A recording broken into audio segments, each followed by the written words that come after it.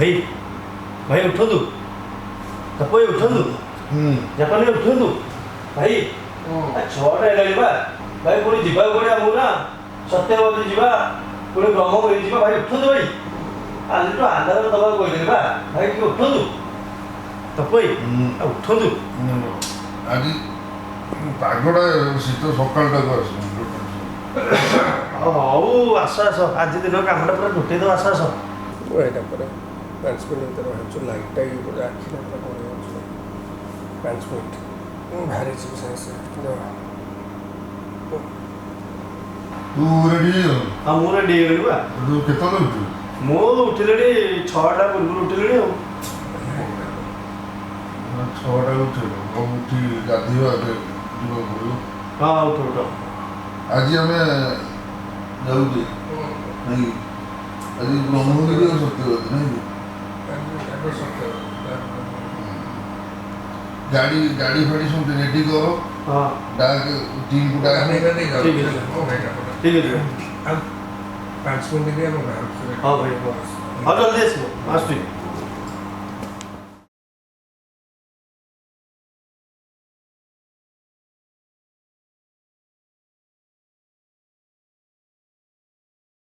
ଜୟ ଜଗନ୍ନାଥ ଆଜ୍ଞା ନମସ୍କାର ଶୁଭ ସକାଳ ଜୟ ଜଗନ୍ନାଥ ନମସ୍କାର ଶୁଭ ସକାଳ ମୁଁ ପପୁ ନାୟକ ଆମେମାନେ ବର୍ତ୍ତମାନ ଥିଲୁ ସର୍କିଟ୍ ହାଉସ୍ରେ ପୁରୀରେ ଏଉଠୁ ଆମ ଗାଡ଼ି ବାହାରିବ ସତ୍ୟବାଦୀ ନିର୍ବାଚନ ମଣ୍ଡଳୀକି ଶୀତୁଆ ଶୀତୁଆ ସକାଳର ମଜା ନେଇ ଆମେମାନେ ଯିବୁ ସତ୍ୟବାଦୀ ନିର୍ବାଚନ ମଣ୍ଡଳୀକି ସେଠି ଜାଣିବୁ ଭୋଟରଙ୍କ ମୁଡ୍ ଭୋଟ ଦେବେ କାହାକୁ ସତ୍ୟବାଦୀ ମାଟି ହେଉଛି ଗୋପବନ୍ଧୁଙ୍କ ମାଟି ସେଠି ଅନେକ ଐତିହ୍ୟ ଅନେକ କୀର୍ତ୍ତିରାଜି ରହିଛି ତେଣୁ ସେଠିକା ରାଜନୈତିକ ମାହୋଲ ରାଜନୈତିକ ପାଣିପାଗ କ'ଣ ରହିଛି ଭୋଟର କ'ଣ କହୁଛନ୍ତି ଆମେ ଏବେ ଗଲେ ଜଣାପଡ଼ିବ ତେବେ ଆସନ୍ତୁ ଯିବା ପ୍ରଥମେ ସତ୍ୟବାଦୀ ନିର୍ବାଚନ ମଣ୍ଡଳୀ ଜାଣିବା ଭୋଟରଙ୍କ ମୁଡ୍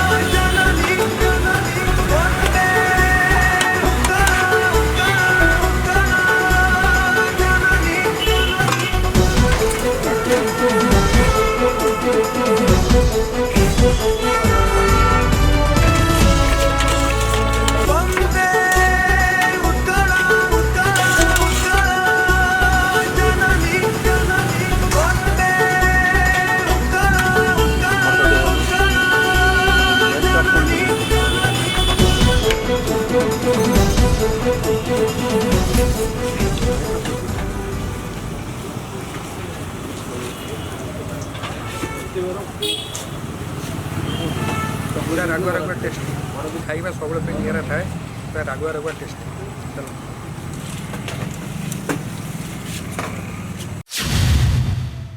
ଆମେ ଏବେ ଆସି ପହଞ୍ଚିଛୁ ସତ୍ୟବାଦୀ କନଷ୍ଟିଚୁଏନ୍ସିରେ ଖଣ୍ଡହତା ପଞ୍ଚାୟତରେ ଆମେ ବର୍ତ୍ତମାନ ଭାଇନାଙ୍କ ସହିତ କଥା ହେବାକୁ ଯାଉଛୁ ଏଇ ନିର୍ବାଚନକୁ ନେଇକି ଭାଇନା ଆପଣ କହିବେ ଯେ ଏଠି ବିଜେଡ଼ିର ଶାସନ ଚାଲିଛି 22 ବର୍ଷ ହେଲା ନବୀନ ସରକାର ଶାସନ କରୁଛନ୍ତି ଆପଣ ବିଜେଡ଼ିର ଶାସନକୁ କେମିତି ଦେଖନ୍ତି ଦେଖି ଆସୁଥିଲେ ବିଜେଡ଼ି ଶାସନ ଭିତରେ ଆମେ ତ ତାକୁ ବହୁତ ଭଲ ଦେଖୁଥିଲୁ କେଉଁ ଭଳିଆ ପ୍ରାର୍ଥୀ ଆପଣ ପଞ୍ଚାୟତରେ ଚାହୁଁଛନ୍ତି ମାନେ ସତ୍ୟ ମାନେ ଯିଏ ଗୋଟେ ଭଲ ହେଇଥିବ ମାନେ ବାବଦରେ ସେଟା ଭଲ ହେଇଥିବ ଦରକାର ସେମିତି ଗୋଟେ କ୍ୟାଣ୍ଡିଡେଟ୍ ଆମେ ଚାହୁଁଛୁ ମାନେ ଭଲ କ୍ୟାଣ୍ଡିଡେଟ୍ ହେଲେ ଆମେ ତାକୁ ଭୋଟ୍ ଦେବା ଦେବୁ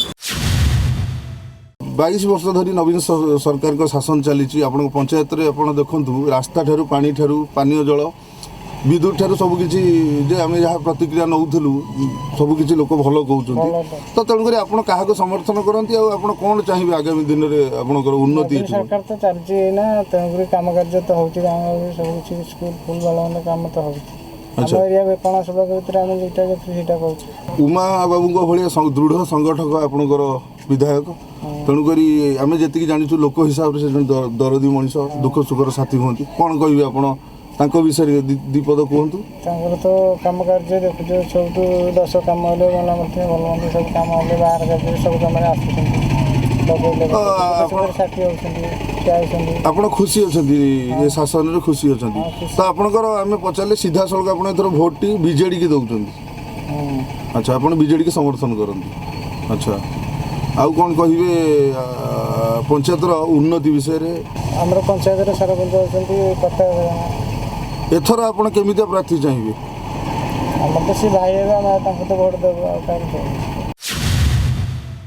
ନିର୍ବାଚନ ଆସିଗଲା ବା ଫେବୃଆରୀରେ ନିର୍ବାଚନ ହେବାକୁ ଯାଉଛି ପଞ୍ଚାୟତ ନିର୍ବାଚନ।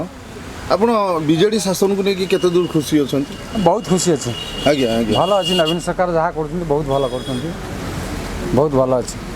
ଆଚ୍ଛା, ଆପଣଙ୍କ ପଞ୍ଚାୟତରେ କ'ଣ କ'ଣ ସବୁ ହେଇଛି ଉନ୍ନତି 5 ବର୍ଷରେ? ବହୁତ ପ୍ରକାର ଉନ୍ନତି ହେଇଛି। ଆପଣ ଗମନାଗମନ ଗଛ ପତ୍ର ବୃକ୍ଷ ସବୁ ଲାଗିଛି, ଆଉ ବାକି ପାଣି ଗମନାଗମନ ସବୁ ସୁବିଧା ଅଛି। ଆଚ୍ଛା, ବହୁତ ପ୍ରକାର ସୁବିଧା ଆମେ ପାଇଛୁ। ଆଚ୍ଛା, ଆପଣଙ୍କ ବିଧାୟକ ଜଣେ ଦୃଢ଼ ସଂଗଠକ ଆଉ ଜଣେ ଦରଦୀ ମଣିଷ, କ'ଣ ଆଜ୍ଞା। କହିବେ ଭାଇଙ୍କ ବିଷୟରେ? ବହୁତ ଭଲ ଲୋକ, ବିଧାୟକ ଆମର ବହୁତ ଏ ଅଞ୍ଚଳରେ ବହୁତ ଭଲ କାମ କରିଛନ୍ତି, ଆଚ୍ଛା ତାଙ୍କୁ ଭୁଲି ହେବନି। ଆଚ୍ଛା, ବହୁତ ଭଲ କାମ କରିଛନ୍ତି। କେମିତିଆ ପ୍ରାର୍ଥୀ ଚାହିଁବେ ଏଥର ପଞ୍ଚାୟତରେ ସରପଞ୍ଚ ଭାବେ ବା ଜିଲ୍ଲା ପରିଷଦ ଭାବେ ଆପଣଙ୍କ ପସନ୍ଦର କେମିତିଆ ପ୍ରାର୍ଥୀ ଚାହିଁବେ? ଆମର ତ ସେଇ ବିଜେଡ଼ି ସରପଞ୍ଚ ଆସିବା ଦରକାର ଆଉ କ'ଣ। ଆଚ୍ଛା ବର୍ତ୍ତମାନ ବିଜେଡ଼ି ସରକାର ଯାହା କରୁଛି ତାଙ୍କୁ ଆଉ ଭୁଲି ହେବନି ନା। ଆଚ୍ଛା, ଆପଣ ବହୁତ ଭଲ ତାହେଲେ କାମ ସିଧାସଳଖ ଭୋଟ ବିଜେଡ଼ିକି ଯାଏ ବା ଆଜ୍ଞା। ବିଜେଡ଼ିକୁ ସମର୍ଥନ କରେ। ଆଜ୍ଞା। କ'ଣ ଦେଖୁଛନ୍ତି ରାଜ୍ୟର ଯେଉଁ 22 ବର୍ଷ ଧରି ନବୀନ ସରକାର ଶାସନ କରୁଛନ୍ତି ଓଡ଼ିଶାରେ, ତାର ପ୍ରଭାବ ଆପଣଙ୍କ ପଞ୍ଚାୟତରେ କ'ଣ ରହିଛି? ନା ସେମିତି ଖରାପ ପ୍ରଭାବ କିଛି ପଡ଼ିନି, ଭଲ ବହୁତ ଭଲ ପଡ଼ୁଛି, ଆଜ୍ଞା, ବହୁତ ଭଲ ଅଛି। ବର୍ତ୍ତମାନ ଆମେ ଥିଲେ ଭାଇନାଙ୍କ ପାଖରେ ଯିଏକି କହୁଥିଲେ ଏବେ ଭାଇ ଯେ କୌଣସି ତାଙ୍କର ପାନୀୟ ଠାରୁ ଆରମ୍ଭ କରି ରାସ୍ତା ଗମନାଗମନ ସବୁକିଛି ସୁବିଧା ହେଇଛି ଓ 5 ବର୍ଷ ଭିତରେ ବିଜେଡ଼ି ସରକାର ଯାହା କରିଛି ଭାଇନା ତାକୁ ନେଇ ଖୁସି ଅଛନ୍ତି। ପଞ୍ଚାୟତ ନାଁଟି? ବର୍ଷା ପଞ୍ଚାୟତ। ଆଚ୍ଛା, ଆପଣ କେମିତିଆ ପ୍ରାର୍ଥୀ ଏଥର ଦେଖିବାକୁ ଚାହିଁବେ ଆପଣଙ୍କ ପଞ୍ଚାୟତରେ? କେଉଁ ଭଳି ଯୋଗ୍ୟତା ସମ୍ପନ୍ନ ବା କେମିତି ଆପଣଙ୍କର ଚଏସ୍ ପସନ୍ଦର ପ୍ରାର୍ଥୀ? ଏ ଆଜ୍ଞା ଭଲ କାମ କରିବ ତାଙ୍କୁ ଦିଆହେବ। ଆଚ୍ଛା, ଆପଣ ପୂର୍ବରୁ 5 ବର୍ଷ ଯାଇଥିଲା ଯାହା କାମ ହେଇଛି ଯେଉଁ ଅଧା ହେଇଛି ତାକୁ ଆଗାମୀ 5 ବର୍ଷ ପୂରଣ କରିବାକୁ ଚାହିଁବେ? ପୂରଣ ହେବ ଯେ ଆଗେ ନୂଆ ପ୍ରାର୍ଥୀ ଖୋଜାଯିବ। ଆଚ୍ଛା, ଆପଣ କେଉଁ ଦଳକୁ ସମର୍ଥନ କରନ୍ତି? ଆଗେ ଦେଲା ନବୀନ ପଟ୍ଟନାୟକ ଶଙ୍ଖ, ଆଚ୍ଛା, ଏବେ ପଦ୍ମ। ମଉସା ଆପଣଙ୍କର ପଞ୍ଚାୟତ ନାଁଟି କହିବେ? ଆମର ତ ଆଇଗଡ଼ ଆଉ ଆଚ୍ଛା ଆଇଗଡ଼ ଆଚ୍ଛା, ଆପଣଙ୍କ ନାଁଟି କ'ଣ? ଜାଗେଶ୍ୱର। ଏଥର ନିର୍ବାଚନ ଫେବୃଆରୀରେ ହେବ, ତ କେମିତିଆ ପ୍ରାର୍ଥୀ ଆପଣ ପସନ୍ଦ କରିବାକୁ ଚାହିଁବେ? ଆମେ ତ ଶଙ୍ଖରେ ଅଛି, ଶଙ୍ଖ ଦେଖୁ ଆଉ କ'ଣ। ଆଚ୍ଛା, ନବୀନ ସରକାର ଶାସନ 22 ବର୍ଷ ଯାଇଛି, ଆପଣ ଭରସା ଅଛି ଏବେ ବି ଆପଣଙ୍କର? ନାଇଁ ଯୋଉ ଭରସା କେମିତି, ଆମର ତ ସେ ଥୋଇକି କିଛି ନାହିଁ, ଆମ ଭରସା କ'ଣ ପାଇବୁ କରିଛି ଯିଏ କିନା। ତାହେଲେ ଆପଣ ଏଥର ଭୋଟଟି ଶଙ୍ଖକୁ ଦେବେ ବୋଲି କହୁଛନ୍ତି? ନାଇଁ ନା ସେମିତି ଗୋଟେ ମାନେ ନାହିଁ, ଶଙ୍ଖକୁ ମାନେ ଅଛି, ଆମେ ଶଙ୍ଖକୁ ଦେବୁ। ପଞ୍ଚାୟତ ନିର୍ବାଚନରେ ଏଥର କେମିତିଆ ପ୍ରାର୍ଥୀ ହେବା ଦରକାର ଆପଣଙ୍କ ପଞ୍ଚାୟତରେ? ପ୍ରାର୍ଥୀ ତ ଆମର ଭଲ ଦରକାର। ଆମେ ବର୍ତ୍ତମାନ ପହଞ୍ଚିଛୁ ଗଡ଼ସାହି ପଞ୍ଚାୟତରେ। ଆଚ୍ଛା, ଏଥର ପଞ୍ଚାୟତ ନିର୍ବାଚନ ପାଖେଇ ଆସିଲାଣି, ଆପଣ ପଞ୍ଚାୟତରୁ କେମିତିଆ ପ୍ରାର୍ଥୀ ଚାହିଁବେ? ଆପଣ କେଉଁ ଭଳି ପ୍ରାର୍ଥୀ ଚାହିଁବେ? ଆମର ଯିଏ ସଂଗଠନରେ କାମ କରିପାରିବ ସବୁ ଭଲ, ଆମେ ସେଇଭଳିଆ ପ୍ରାର୍ଥୀ ଚାହିଁବୁ। ଆଚ୍ଛା, ଆପଣ ଗଡ଼ସାହି ପଞ୍ଚାୟତର ବାସିନ୍ଦା? ଆଜ୍ଞା।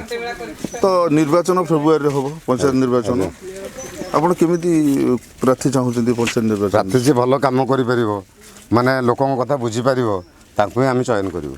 ଆଚ୍ଛା, ଆପଣଙ୍କ ବିଧାୟକ ଜଣେ ଦରଦୀ ମଣିଷ, ଆଜ୍ଞା, ତାଙ୍କ ବିଷୟରେ କ'ଣ କହିବେ? ସେ ଭଲ। ଆଚ୍ଛା, ଆପଣ ସେ ଆସିଲାଠୁ ଯାହା ଯେମିତି ଲୋକଙ୍କର କଥା ବି ଶୁଣୁଛନ୍ତି। ସିଧାସଳଖ ଆପଣ ଭୋଟଟି କାହାକୁ ଦେବେ ଏଥର ବୋଲି ମନସ୍ଥ କରିବେ? ଭୋଟ ସେମିତି କହିବେନି, ଆମର ପଞ୍ଚାୟତରେ ଆମେ କ୍ୟାଣ୍ଡିଡେଟ୍ ଚଏସ୍ କରିବୁ। ଆଜ୍ଞା ଆଜ୍ଞା ବର୍ତ୍ତମାନ କ'ଣ ଏଜୁକେଟେଡ୍ ଅଛି, ନନ୍ ଏଜୁକେଟେଡ୍ ଲୋକ ଆଜ୍ଞା, ଅଛନ୍ତି, ଆଜ୍ଞା। ତେଣୁ ଯେଉଁ ଲୋକ କି ଜାଣିପାରୁଥିବ, ପଢ଼ି ପାରୁଥିବ, କହିପାରୁଥିବ, ଆଜ୍ଞା। ସେ ଲୋକକୁ ଆମେ ଚୟନ କରିବୁ, ଯେଉଁ ଦଳର ବି ହଉ। ଆଚ୍ଛା, ଆଜ୍ଞା। କିନ୍ତୁ ଜିଲ୍ଲା ପରିଷଦ ତ ରହିବନି, ଇଏ ଜିଲ୍ଲା ପରିଷଦରେ ଦଳୀୟ ଚିହ୍ନ ରହିବ। ଆଜ୍ଞା, ତ ସେତେବେଳେ ତ କଥା ଅଛି ଆଉ। କ'ଣ ବର୍ତ୍ତମାନ ପରିବର୍ତ୍ତନ ସମସ୍ତେ ଚାହୁଁଛନ୍ତି, ଯଦି ଭଲ ହେବ, ଯିଏ ଭଲ କରିବ ସେ ଭଲ ମଣିଷ ରହିବ, ଯେଉଁ ଦଳର ହଉ। ଯିଏ ଯଦି ଦଳର ଆମେ ଜାଣିଲେ ଲୋକଟି ଖରାପ, ତାକୁ ହିଁ ଚୟନ କରି କାଟିଦେବୁ ତାକୁ।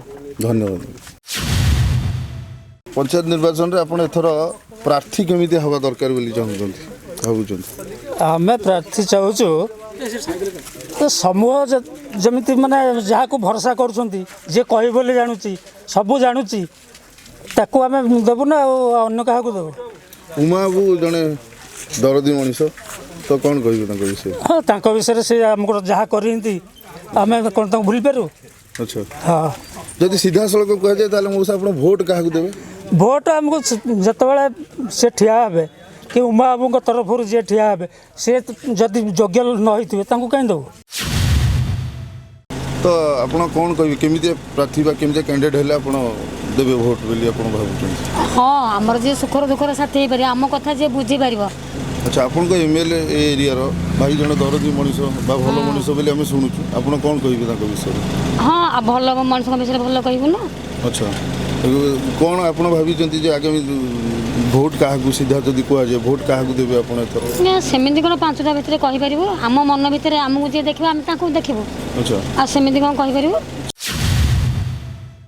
ଆପଣ କେମିତିଆ କ୍ୟାଣ୍ଡିଡେଟ୍ ଚାହୁଁଛନ୍ତି? କ୍ୟାଣ୍ଡିଡେଟ୍ କିନ୍ତୁ ମାନେ ଗରିବ ହଉ ମାନେ ସେ ଯେଉଁ କ୍ୟାଣ୍ଡିଡେଟ୍ ହଉ କିନ୍ତୁ ସମସ୍ତଙ୍କୁ ଦେଖିପାରୁଥିବା ଦରକାର ମାନେ ପରାପଣା କରିବା ଦରକାର ନାହିଁ କିନ୍ତୁ ସମସ୍ତଙ୍କୁ କହି ମାନେ ନିଜର କରିବେ ମାନେ ସମସ୍ତଙ୍କ ପାଇଁ କାମ କରିବା ଦରକାର। କିନ୍ତୁ ଆପଣ ଦଳ ସମର୍ଥନ କିଛି କରନ୍ତି ନା କରନ୍ତିନି? ନା ମୁଁ କୌଣସି ଦଳ MLA ଜଣେ ଦରଦୀ ମଣିଷ ଏବଂ ଦୃଢ଼ ସଂଗଠକ ତେଣୁକରି କ'ଣ କହିବି ଆପଣଙ୍କ MLAଙ୍କ ବିଷୟରେ? MLA କରୁଛନ୍ତି ଉପକାର। 22 ବର୍ଷ ନବୀନ ସରକାର ଶାସନ କରୁଛନ୍ତି ବିଭିନ୍ନ ପ୍ରକାର ଯୋଜନା ଆସୁଛି ଆପଣଙ୍କ ଗାଁକୁ ବି ଯୋଜନା ଆସିଛି ଯେଉଁ ଆପଣ ମହିଳା ଗୋଷ୍ଠୀ ହେଇଛି ଆପଣ ସେଥିରେ ଅଛନ୍ତି ତ କ'ଣ କହିବେ ନବୀନ ସରକାର ଶାସନ? ନବୀନ ସରକାର ଦେଉଛନ୍ତି ଆମକୁ ସହାୟତା ଦେଇଛନ୍ତି ବର୍ଷକରେ 15,000 ଟଙ୍କା ଦେଇଥିଲେ ଗୋଷ୍ଠୀ ପାଇଁ ଆମେ ବି ଲୋନ୍ କରୁଛୁ ବି ଋଣ ହୁଣ ଆଣିକିରି ମାନେ ସେମିତି ଗୋଷ୍ଠୀ ଚଲେଇଛୁ କାମ ବି ଆମର ଚାଲିଛି ସେମିତି ଏବେ ବି ଚାଲିଛି ଆମ ଗୋଷ୍ଠୀ। ଆଚ୍ଛା ତ ଆପଣ ଏଇଠି ଯଦି ନବୀନ ସରକାରଙ୍କ ଶାସନକୁ ଭଲ କହୁଛନ୍ତି ବା ବିଜେଡ଼ିକୁ ଭଲ କହୁଛନ୍ତି ରାଜ୍ୟ ସରକାର ଦେଇଛନ୍ତି ଯେଉଁ ଆପଣ ତା ଦେହରେ ଉପକୃତ ହେଇଛନ୍ତି? ଉପକୃତ ହେଉଛୁ।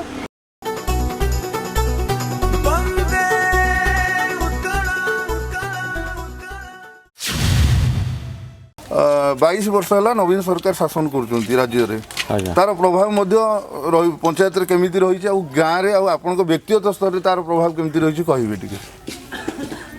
କ'ଣ ନବୀନ ଯାହା କରୁଛନ୍ତି ସେ କିଛି ଭଲ କଲେ କିଛି ବି ଖରାପ କରୁଛନ୍ତି। ଆଚ୍ଛା ଆପଣ ଶୁଣନ୍ତୁ ଭଲ ଖରାପ ତ ରହିବ କିନ୍ତୁ ଆପଣ ବ୍ୟକ୍ତିଗତ ଭାବେ କୁହନ୍ତୁ ଆପଣ କ'ଣ ଦେଖୁଛନ୍ତି ଡେଭଲପମେଣ୍ଟଟା ଗାଁରେ ଆଉ ରାଜ୍ୟରେ କ'ଣ ଦେଖୁଛନ୍ତି କେମିତି ଦେଖୁଛନ୍ତି? ଗାଁରେ ଭଲ ଦେଖୁଛୁ ବୋଲି ଭଲ ଦେଖୁଛନ୍ତି। ଆପଣ ଭୋଟ୍ ଏଥର କାହାକୁ ଯଦି ପଚାରିବା ସିଧାସଳଖ କାହାକୁ ଦେବେ ଭୋଟ୍? ସେମିତି ଆମେ କ'ଣ ଖୁସି ହେବ ଯାହାକୁ ଦେଇପାରିବୁ କ୍ୟାଣ୍ଡିଡେଟ୍ ଦେଖିକିରି।